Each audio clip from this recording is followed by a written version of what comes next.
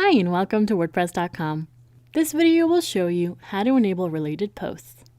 Related posts is this section featuring relevant content from your blog, which displays at the bottom of your posts. For related posts to work, your website must have a minimum of 10 posts with at least 100 words in each post. Begin by logging into your site and clicking on My Sites. Click on Settings on the very bottom left. Under Traffic, you'll see Related Posts. If the option isn't there, your theme might not support it. Select Show Related Content After Posts to turn the feature on or off.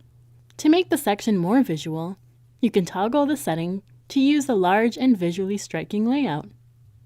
Thumbnails are resized and cropped automatically to be 350 pixels wide by 200 pixels tall.